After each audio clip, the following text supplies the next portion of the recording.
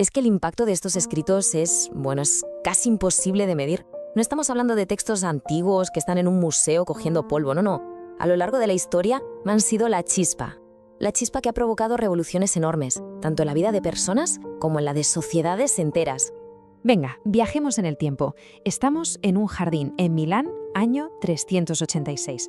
Hay un hombre allí, un tal Agustín, que está hecho un lío, lleno de dudas, y de repente lee un trocito de la carta a los romanos. En ese preciso instante su vida da un vuelco, y con su vida cambió el rumbo de todo el pensamiento occidental para los siguientes 1000 años. Casi nada. Ahora damos un salto enorme, más de 1000 años hacia adelante, a un monje alemán llamado Martín Lutero. Está preparando una clase sobre, ¿adivináis qué? Sí, la carta a los romanos. Y lo que descubre en esas páginas sobre la fe y la gracia se convierte en la mecha que prendió la Reforma protestante y que cambió para siempre el mapa de Europa.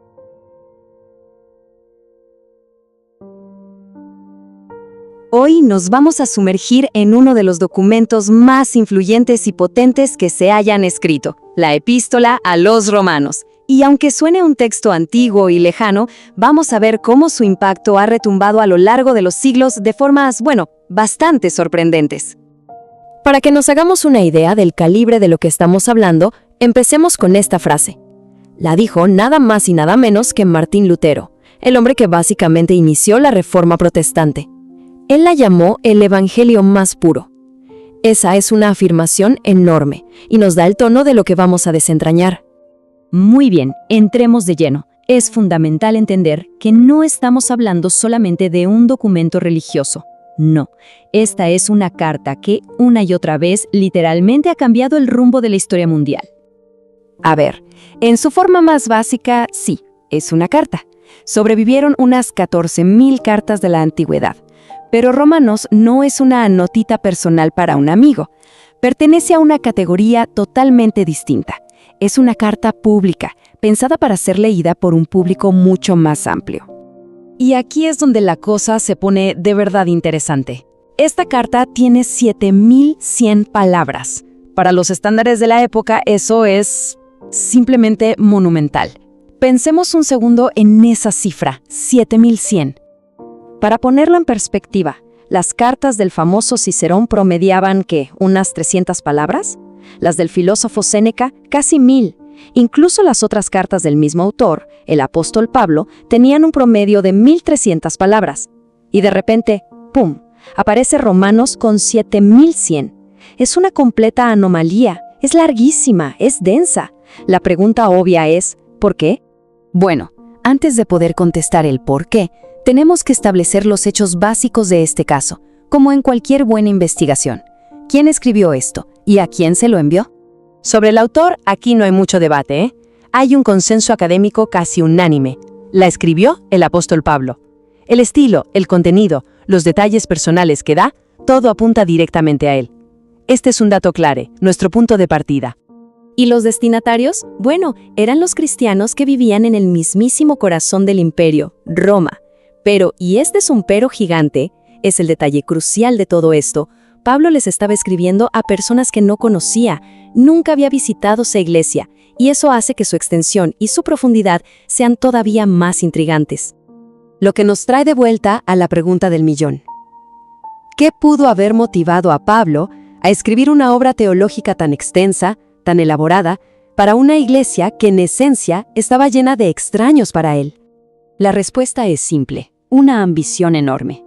Pablo sentía que ya había terminado su trabajo en la parte oriental del Mediterráneo y tenía la mirada puesta en un nuevo desafío, una nueva frontera, España. Pero para llegar hasta allá necesitaba una nueva base de operaciones, y esa base tenía que ser Roma.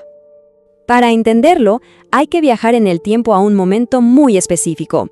Él escribe esta carta en un lapso de solo 3 meses, probablemente durante el invierno del 56 o 57, mientras estaba en Corinto. Estaba en una especie de encrucijada, terminando una gran etapa de su trabajo y planeando las 2 siguientes. Un viaje muy arriesgado a Jerusalén y después su gran proyecto, la misión a España. Así que esta carta era en realidad una jugada estratégica con un triple objetivo. Primero, presentarse. Decirles, hola, este soy yo y esto es lo que creo. Segundo, pedirles que oraran por él, porque sabía que su viaje a Jerusalén era peligroso. Y tercero, el punto más importante, proponerles una alianza, construir una relación para que Roma se convirtiera en la plataforma de lanzamiento para su misión a España. Pero como en toda buena historia, la trama se complica. Hay un pequeño misterio que rodea al texto en sí, un debate que ha durado siglos.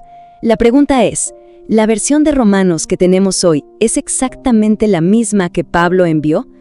El enigma que ha desconcertado a los expertos es este. ¿La carta original terminaba en el capítulo 16 como la nuestra o era más corta? Y la verdad es que hay algunas pistas en los manuscritos antiguos que son bastante curiosas. A ver, las pistas son fascinantes. Primero, algunos de los manuscritos más antiguos que tenemos no dicen en Roma al principio, lo que sugiere que quizás circuló una versión más genérica de la carta.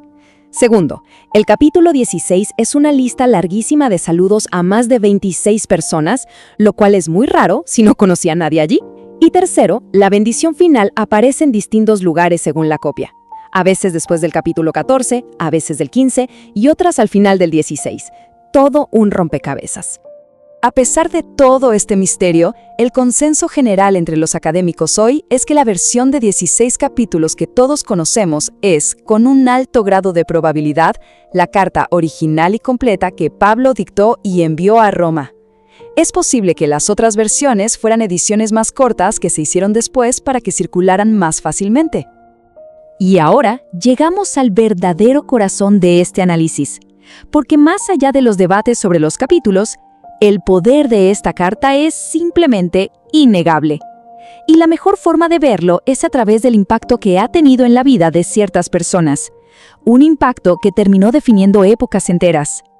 Primero, viajemos al año 386. Agustín de Hipona, un brillante profesor pero lleno de dudas existenciales. Un día, en un jardín, oye una voz, toma un libro y lee un pasaje de Romanos 13. En ese preciso instante, él mismo cuenta que toda la oscuridad de la duda se desvaneció. Su conversión, a partir de ese momento, moldeó el pensamiento occidental por los siguientes 1000 años. Ahora, saltamos a 1515. Un monje llamado Martín Lutero está preparando sus clases sobre la epístola a los romanos. Mientras estudia a fondo el texto, tiene una revelación que lo sacude por completo. Dijo que se sintió renacido y que ese pasaje se convirtió para él en una puerta al cielo. Esa revelación fue la chispa que encendió la Reforma Protestante. 200 años después, la cadena de impacto continúa. En 1738, un hombre llamado John Wesley asiste casi a regañadientes a una reunión. Allí, alguien empieza a leer el prefacio de Lutero a la Carta a los Romanos. Wesley escribió que, al escuchar, sintió que su corazón extrañamente enardecía. Ese momento fue el catalizador del avivamiento evangélico que transformó por completo a Inglaterra y a los Estados Unidos. Y para que no pensemos que esto es solo historia antigua, vámonos a 1918. En medio de la desolación que dejó la Primera Guerra Mundial, un pastor suizo llamado Karl Barth publica un comentario sobre Romanos. El impacto fue tan grande que se dijo que su libro cayó como una bomba en el patio de recreo de los teólogos, redefiniendo por completo la teología de todo el siglo XX. Creo que el erudito F.F. Bruce lo resumió de la mejor manera posible. Es una advertencia que sugiere que leer Romanos no es un ejercicio intelectual pasivo. Como acabamos de ver, es un texto con un potencial real de provocar cambios profundos, impredecibles y que pueden transformar el mundo. Quien se acerca a sus páginas ya está advertido. Y todo esto nos deja con una última pregunta flotando en el aire. Si una carta escrita hace casi 2000 años fue capaz de provocar semejantes revoluciones personales e históricas a lo largo de los siglos, ¿qué poder transformador podría tener todavía guardado para nuestro tiempo?